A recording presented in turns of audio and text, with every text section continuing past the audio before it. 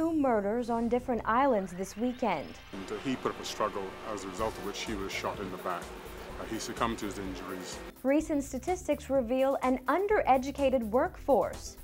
It is still, in this day and age, to the advantage of all to get as much education as they possibly can. Plus, a new pizzeria promises to give you an authentic Italian experience. Everything. Real Italian. I'm Nakia DeVoe, and this is NB12 Weekend.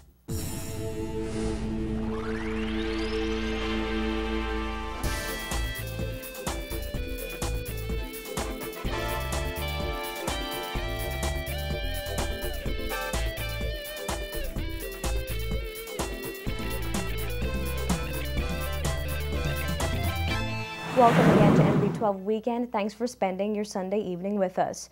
Two murders recorded so far this weekend. The latest occurred on Cat Island. Details are still sketchy, but we do know that a man was killed on that island during the early morning hours. Police have still not released all the details, but our news team will bring you further information in another newscast.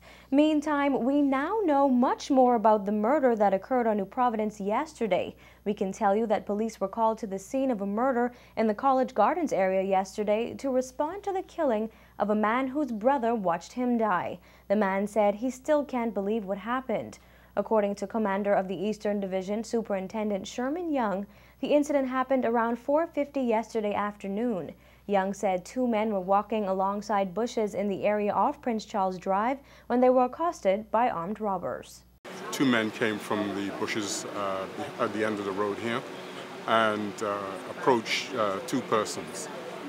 They robbed one of them of his laptop and cell phone, and the other person they robbed of his cell phone, and he put up a struggle, as a result of which he was shot in the back.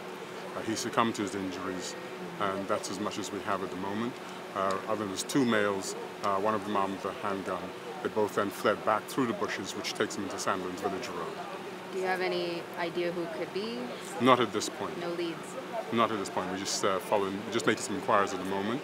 The victim is 33-year-old Nermi Noel. His brother, 35-year-old Moisel Noel, said it will take a lot of support from family and friends to get through his loss. He spoke of the kind of person he said his brother was. I can't say nothing bad about them, you know, but he's a very kind people, very nice one. Right? Only one thing I can say, I'm sorry. He died, you know, but I can't say nothing. Right? He's a very nice one. Yeah, not for only me, for everybody. Police say they don't have any leads at the moment, but said there were witnesses who have provided them with descriptions of the men. This killing was the 76th murder for the year so far. Well, there's a serious deficiency in the number of Bahamian laborers who have sought higher education, according to officials at the Department of Statistics. It's supported by the latest numbers released in the Labor Market Report. Paige McCartney tells us more about what it says and its implications. This latest information from the Labor Market Report shows that the country's socioeconomic standing is highly affected by the education of the country's populace. Of the approximately 190,000 Bahamians that make up the labor force that's employed and unemployed Bahamians, only about 30% of them have completed university or some other form of tertiary education. The majority of those employed and unemployed Bahamians have only completed secondary school, accounting for 53% of the workforce. There are also fewer employed Bahamians who have completed tertiary education than those who have completed high school. A very large proportion of them would have had university education compared to a much smaller proportion of the unemployed person having that. All right, so it is still, in this day and age, to the advantage of all to get as much education as they possibly can. Even when you look at employers looking for staff, you know, they have certain criteria. They want so many BGCSE, you must have maths and English, or they want people with a bachelor's degree in specific areas, etc. In the technical area, they would want, if you're doing plumbing or whatever, you have to have, you know, your certification, etc. at a certain level, level 1, 2, or 3. That was Director of the Department of Statistics, Kelsey Dorsett, who pointed out that women are outpacing men in terms of getting a college degree. According to statistics, more than 10,000 Bahamian women who work in the country have completed tertiary education. However, there are more employed men than women, and conversely, there are fewer unemployed men than women. Dorsett said it is always in the best interest of governments to ensure they have the most educated populace possible. She said internationally, the education of a populace is an indicator of the socio-economic development of a country. The higher the level of education tends to show that the more, beneficial or prosperous the country is. All right. And whether that education is of a technical nature or an academic nature is not, as big a significance as it was in the past, because it depends on your economy and the focus of your economy.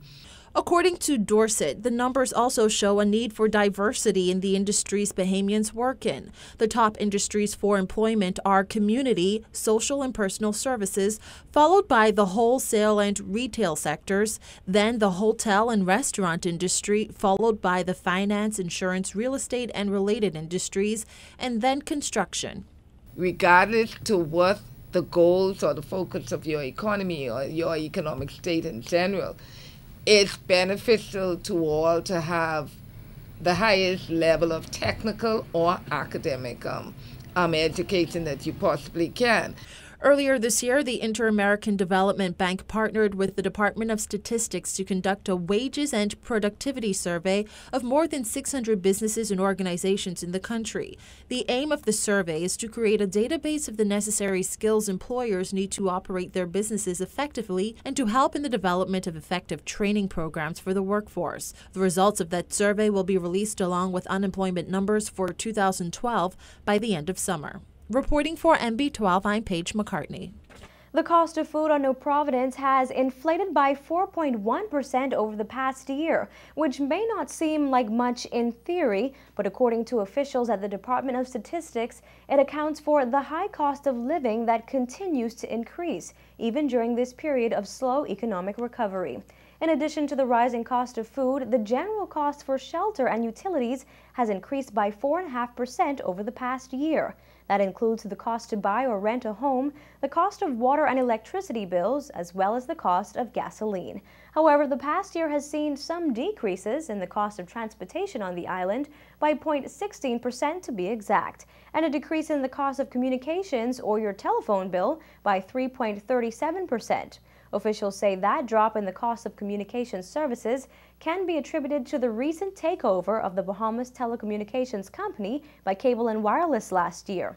The annual cost of living in the Bahamas usually increases by approximately 2.5%.